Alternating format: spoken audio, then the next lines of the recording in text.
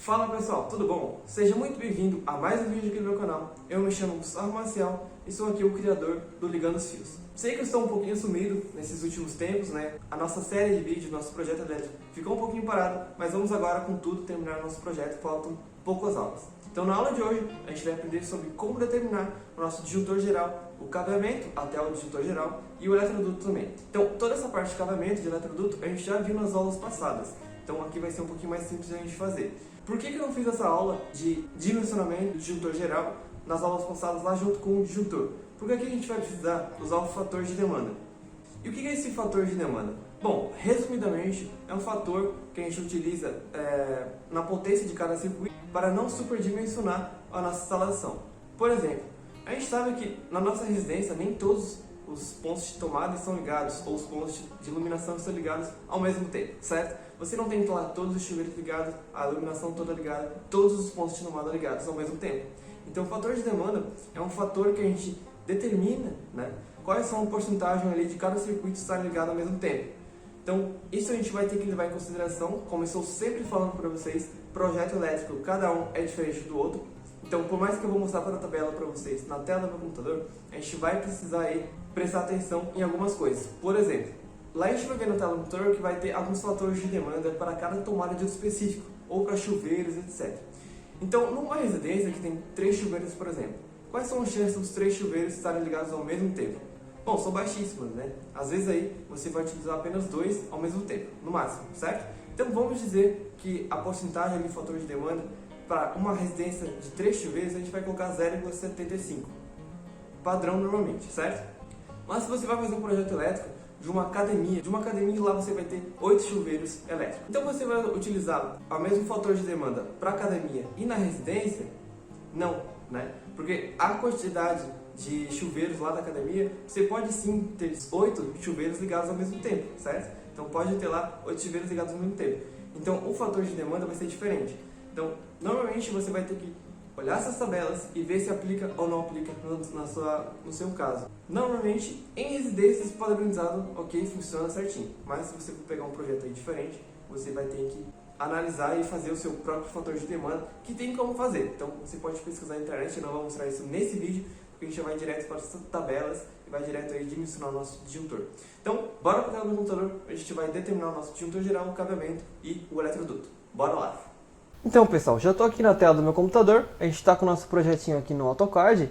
E o que a gente vai fazer agora? Bom, agora a gente vai apenas completar a nossa tabelinha aqui do nosso QDC, né? Então aqui eu já completei algumas coisas. A gente lembra que está desde o começo do projeto aqui, que é um esboço que eu sempre utilizo nos meus projetos. O que a gente tem que entender aqui? Primeiro de tudo, isso daqui é eu que faço, então você pode fazer diferente, não importa. Você pode até colocar os equipamentos todos aqui como eles são desenhados de verdade, né? Mas aqui eu acho que é um pouco simplificado, apenas para o instalador entender o que ele precisa fazer. Bom, então aqui está o nosso QDC, ele vai ser monofásico 220 volts, né? Então aqui a gente nem escolheu se o nosso projeto vai ser monofásico, bifásico ou trifásico. Como a casa já estava pronta, já estava lá com o nosso poste lá ligado, nosso padrão de entrada monofásico, então a gente vai fazer todo o nosso projeto monofásico, ok? Então chega aqui, vem do poste, né, a nossa instalação. Os cabos, no caso, então serão um fase e um neutro, né, e um terra. Aqui questão de milímetros a gente não sabe ainda, porque a gente não sabe a corrente total e nem a potência total. Como eu falei para vocês, a gente vai utilizar ali o nosso fator de demanda. Aqui está nossas potências sem o fator de demanda aplicado, porque aqui a gente não vai precisar utilizar o fator de demanda, apenas para dimensionar o nosso disjuntor geral e o cabeamento que vai chegar aqui, e também o eletroduto que vem do poste, né, até o nosso QDC lá. Bom, aqui então está o DR, que depois a gente vai ver também. E aqui está o nosso circuito, né? Então vai ser 11 circuitos, todos denominados com sua corrente, sua potência, seu condutor de aterramento também, e etc. Aqui está nossas reservas, né? Que depois a gente vai ver quantos circuitos reservas tem que deixar no QDC. Bom, para esse também a gente vai precisar chegar o nosso eletroduto, né? Diretamente aqui para o nosso QDC. O eletroduto vai ser pelo chão, ok? Vai ser pelo chão aqui até o nosso poste, que vai ser provavelmente perto aqui. Tudo isso você pode ver na primeira aula lá do professor Jair, no canal da Telredes, que a gente pode ver essa casa na prática, fechou? Então vamos aqui ver o que é importante pra gente. Eu criei uma tabela nova que a gente vai dimensionar o nosso disjuntor geral. Para isso, eu coloquei alguns fatores que a gente precisa analisar. Vamos dar um zoom aqui. Bom, para dimensionar o nosso disjuntor geral, a gente vai precisar usar o fator de demanda, né, como eu falei para vocês desde o início, e achando o nosso fator de demanda, a gente vai conseguir a nossa potência total. Com isso a gente encontra a nossa corrente e o disjuntor disponível, né? Aqui RN, RSN ou RSTN significa as fases, então vai ser monofásico, bifásico ou trifásico, ok? Então tudo isso a gente aqui nem vai ver, porque na nossa instalação já é apenas monofásico, né? Então vai ser RN aqui no nosso caso. Já criei outra planilha também como fator de demanda, com os seguintes valores, tá? Então aqui a gente tem duas tabelas que eu vou utilizar com vocês. E aqui tem onde a gente vai aplicar o nosso fator de demanda. Então a gente vai aplicar o fator de demanda para cada circuito da nossa instalação. Então é só apenas copiar aqui essa parte dessa tabela e transferir para cá. Fechou? Então como que a gente encontra esses valores aqui de fatores de demanda, tá? Bom, para isso você vai olhar a sua concessionária de energia. Aqui em Santa Catarina, onde é o projeto que a gente está fazendo, é a concessionária Celesc, certo? Então, para achar a norma da Celesc, você entra no site da Celesc aqui, pode descer um pouquinho mais, e aqui, normas técnicas, vai ter logo abaixo, tá? Em consulte. Ou você pode pesquisar aqui e tudo mais. Bom, clicando aqui em normas técnicas, a gente vai abrir aqui, vai vir aqui em padrão de entrada, e a gente pega aqui, fornecimento de energia elétrica em tensão secundária de distribuição. Então a gente acessa o arquivo e aqui a gente tem a nossa norma técnica, que depois a gente vai olhar para ela. A CPFL também tem, tá? Você vem aqui em informações úteis, normas técnicas, e aqui tem tudo também para você encontrar sobre normas ou sobre também o fator de demanda, como eu falei para vocês. Uma das melhores normas que eu já encontrei por aí foi que eu fiz um projeto lá de uma pessoa da Bahia, tá? Eu fiz um projeto elétrico de uma residência lá na Bahia e eu utilizei a Coelba como padrão, porque essa é a concessionária de lá. Então eu vim aqui em residencial rural, né? Residencial rural, e vim em normas e padrões. Aqui, descendo um pouquinho mais, a gente vai ter aqui fornecimento de energia elétrica. Eu cliquei nessa daqui, que é a tensão de secundária de distribuição e edificações individuais. Clicando aqui, você vai abrir o arquivo do fornecimento de energia, né? Então, se eu pesquisar aqui por fator de demanda, ele vai dar as tabelas de fatores de demanda, né? Como eu falei, fator de demanda é um número, uma porcentagem que você vai utilizar ali na sua potência, né? Então, aqui tem a descrição de cada locais e aqui está residências isoladas, né? Que no caso é uma residência padrão. Você pode utilizar esses valores aqui. Tem também outras tabelas, né, de eletrodomésticos, de chuveiros, etc. Tem tudo aqui. Por isso que essa é uma referência que eu queria passar para vocês. Mas para ficar padronizado aqui, eu já tenho a minha tabelinha que a gente vai utilizar para os nossos cálculos. Então, como que a gente aplica esses fatores de demanda? Agora que a gente tem a nossa tabela, a gente viu lá, abrir o site da Coelba. Se você for na Bahia, você pode utilizar esse aqui mesmo. Você pegou ali o fator de demanda de cada coisa e agora o que você faz? Aqui você pega então o seu circuito, né? Você já tem potência de cada circuito e vamos aplicar o fator de demanda. Como que a gente aplica esse fator de demanda? É apenas pegar um fator de demanda e aplicar aqui pela potência? Mas tem alguns porém. Se você utilizar uma norma aqui como a Coelba, que para cada equipamento praticamente ele vai ter um fator de demanda, ok, vai ser muito mais simples. Aí você pode pegar esse fator de demanda e aplicar diretamente no circuito. Mas se você for pegar uma tabela da internet que seja, apenas mostra aqui, tomada de uso específico, os circuitos, quantos circuitos tem, né? E o fator de demanda para cada coisa, você não vai somar todas as tomadas de uso específica na sua residência, apenas os mesmos equipamentos. Por exemplo, aqui a gente vai ter 4 tomadas de uso específico, né? Os 3 ar-condicionados e o chuveiro. Então a gente não utiliza aqui como 4 tomadas de uso específico, porque o chuveiro não tem nada a ver com o ar-condicionado. Vamos fazer isso passo a passo então. Então, vamos aqui colocar o igual, a gente vai ter a nossa potência, né? A gente vai aplicar sobre ele. E qual é o fator de demanda que a gente vai aplicar sobre o ar-condicionado da sala? Então, o ar-condicionado da sala é uma tomada de uso geral, a gente vem para essa tabela aqui. Então, quantos ar-condicionados tem na nossa residência? Tem 3. Então, 3 circuitos de tomada de uso específico, que no caso é o ar-condicionado, né? Então, a gente pega o 3 aqui e pega esse valor 0,84, certo? Então, multipliquei por 0,84. O valor daqui deu igual a 1008, certo? 1008 watts, então, no ar-condicionado da sala aplicando o fator de demanda. Então, para isso a gente faz a mesma coisa para o ar-condicionado do quarto 1 e para o quarto 2. Multiplica por 0,84, porque tem 3 circuitos de tomada de específico. Agora a gente vai para o chuveiro. Quantos chuveiros tem na nossa instalação? Tem apenas um. Então, o número de circuitos de tomada de específico aplicado no chuveiro é apenas 1. Então, o fator de demanda é igual a 1. Ou seja, é apenas 5.500. Se você quiser fazer multiplicado por 1, também não tem problema nenhum. Pode ver que é o mesmo, né? Então, a gente não, aplicando o fator de demanda, ele continua o mesmo. Bom, vamos agora para o nosso tubo de cozinha. Aqui no tubo de cozinha é um pouco diferente. A gente não conta a quantidade de circuitos, a gente conta a potência total. Então, o tubo de cozinha ele tem 3.700 watts. Para isso, a gente vai nessa tabela aqui de tubos de iluminação. Então, 3.700 watts está entre 3.000 e 4.000, certo? Então, a gente utiliza esse valor de 0,59. E a gente faz a mesma coisa. A gente pega o 3.700 e multiplica por 0,59. O resultado dá 2.183. Então, a gente pode ver que aplicando o fator de demanda, a TUG da cozinha diminui bastante. E o que isso quer dizer na prática? Isso significa que 60% das tomadas serão ligadas ao mesmo tempo, na prática, né? Não serão todas as tomadas. Então, claro que isso vai depender de caso a caso. Esses valores você pode modificar. Você sabe que um equipamento vai ser sempre ligado ao mesmo tempo. Você então pode colocar esse valor um pouco maior. Não precisa seguir 100% das tabelas. Eu vou seguir as tabelas aqui, porque a gente não tem aqui no nosso projeto nenhuma especificação, né? Então a gente pode seguir o padrão aí comum, sem problema nenhum. Então vamos continuar. 3.300 então, está entre 3.000 e 4.000, a gente utiliza o mesmo valor aqui de 0,59. Então apenas multiplicando, baixou também a nossa potência, né? E vamos continuar aqui para os outros circuitos então. A gente vai pegar o TUG do quarto 2 do banheiro, né? 2.500, e vamos multiplicar pelo fator de demanda. O fator de demanda é entre 2.000 e 3.000, né? Está aqui 2.500. Então a gente utiliza 0,66. O resultado dá 1.650. Agora, pela iluminação é a mesma coisa. Então, a gente tem 720 watts aqui de iluminação, a gente multiplica pelo fator de demanda. Aqui, no caso, vai ser 0,86, né? Que não chega nem a 1.000, é de 0 a 1.000. Então, a gente multiplica aqui por 0,86. Iluminação externa é a mesma coisa. A gente pega o valor aqui, a potência normal, né? Multiplica pelo fator de demanda. No caso, 0,86 também, porque está entre 0 e 1.000. Tomadas externas é a mesma coisa. A gente vai multiplicar por 0,86.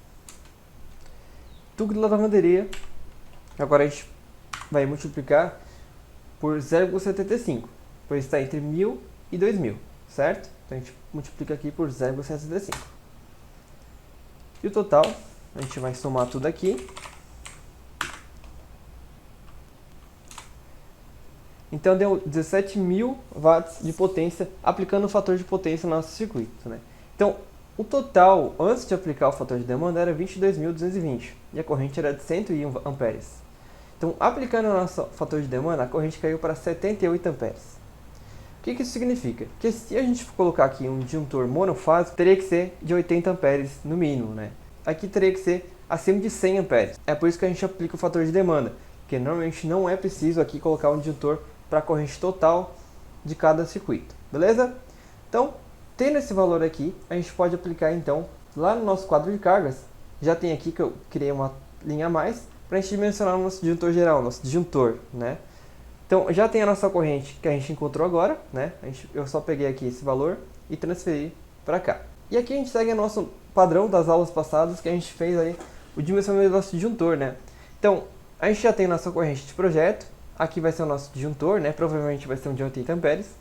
E aqui está a corrente ajustada do cabo, certo? Se você não lembra essa corrente ajustada do cabo, apenas a gente pega lá a NBR 5410. Lá na tabela 36 e 37 a gente tem a capacidade de condução de corrente em amperes para os métodos de referência A1, A2, AB1, B2, C e D. Isso a gente já viu nas aulas passadas, então eu vou passar um pouquinho mais rápido.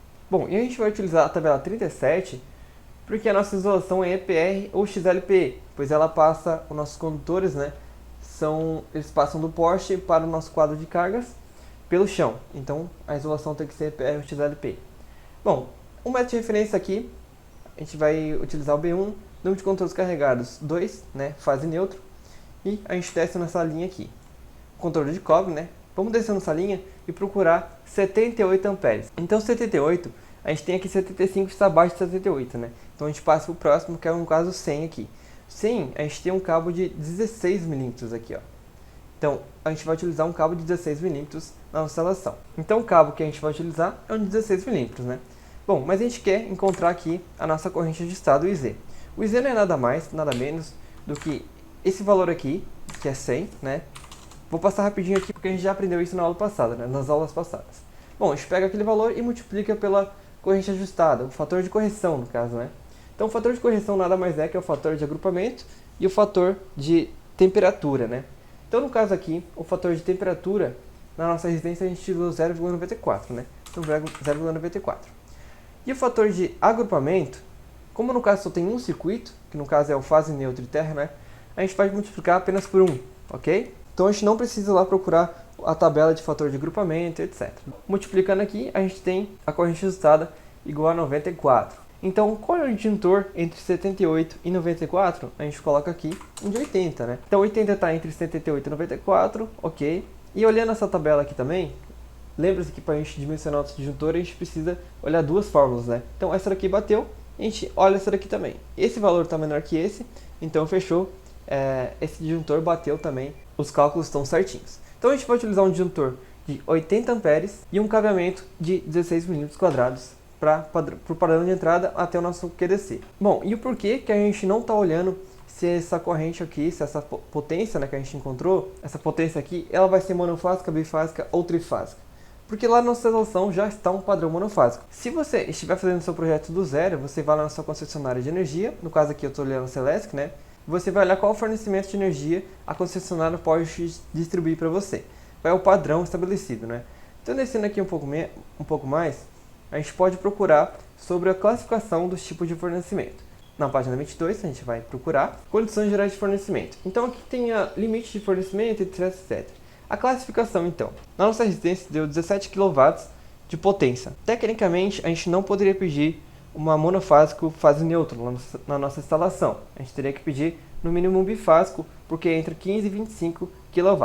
Mas, como já está o monofásico, a gente utilizou o monofásico. E assim você pode ver o resto, né? Seja trifásico, bifásico ou monofásico. Antes de fazer seu projeto, procure sempre a norma técnica de fornecimento da sua concessionária. Então assim a gente dimensionou nossos cabos, dimensionou também o nosso disjuntor, falta agora o eletroduto para chegar na nossa instalação, né? Então está aqui a nossa planilha que a gente utilizou para dimensionar o nosso eletroduto também. E aqui eu fiz uma tabela a mais sobre o cabo flexível EPR, né? Que a gente vai utilizar agora. Então lembra dessa formulazinha que a gente utilizou? A gente vai utilizar ela de novo. Bom, vou fazer mais rápido como eu falei também. Vamos lá, vamos achar então o nosso eletroduto que a gente vai utilizar na residência. Então são 3 cabos, né?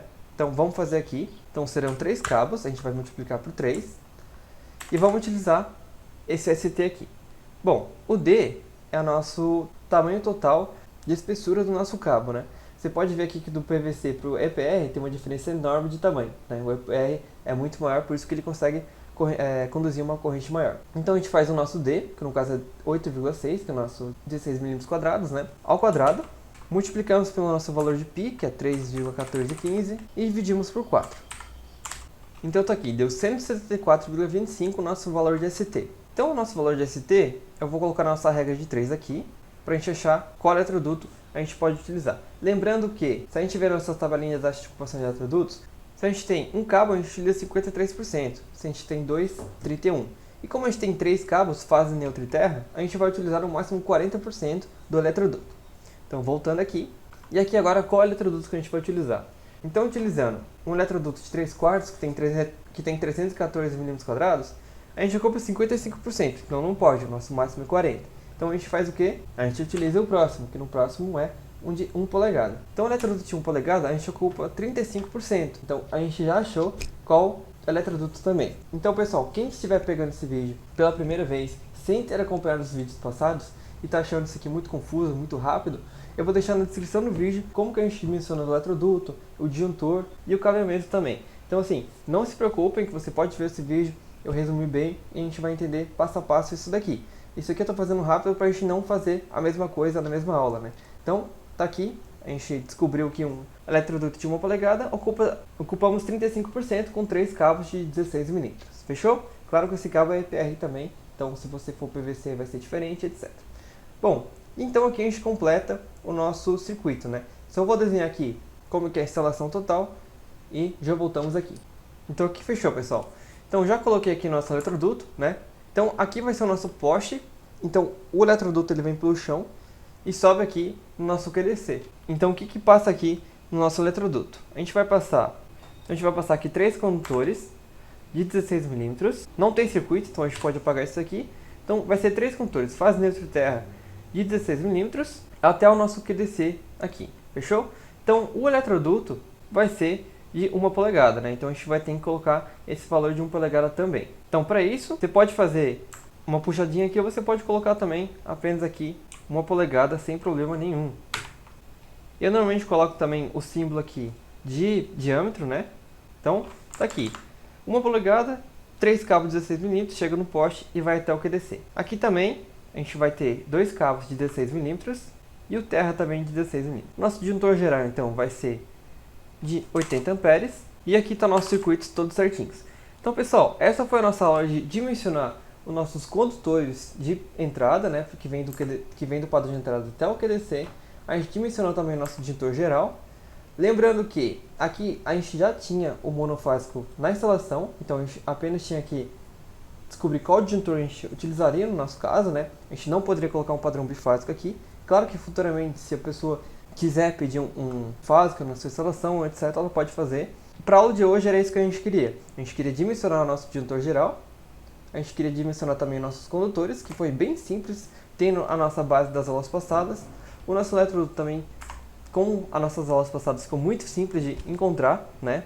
Então a gente só utilizou lá a nossa formulazinha do ST, né? Então para você que não viu, na aula passada a gente dimensionou nosso eletroduto, né?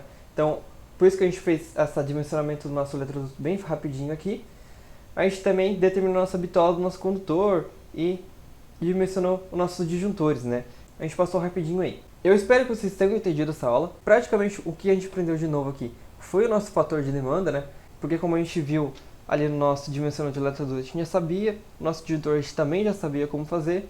Então a gente viu apenas, a nossa novidade foi o nosso fator de demanda, né? Que a gente viu as normas técnicas onde a gente encontrar. Passei aqui para vocês também a norma da Coelba, onde você encontra em cada site, né? Normalmente está em normas e padrões. Pessoal, a aula vai ficar por aí então. Nosso projeto está quase 100% pronto. O que falta aqui? Tecnicamente, essa parte do desenho está pronta. Então a gente tem os cabeamentos chegando e distribuindo tudo certinho. O cabeamento dimensionado. A gente tem também os eletrodutos dimensionados, as tomadas dimensionadas, tudo dimensionado. Então está tudo pronto aqui no nosso projeto. O nosso quadro de cargas também está pronto. Aqui só vou colocar a carga total instalada depois que a gente tem, etc. E falta fazer a nossa legenda, né?